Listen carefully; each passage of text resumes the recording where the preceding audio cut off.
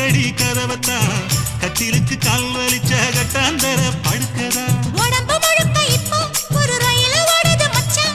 வளைச்சு நொறுக்க சொல்லி வளையில் கிஞ்சது மச்சான் அடடா அல்வா துண்டு இடுப்பு ஓங்கிடுப்பு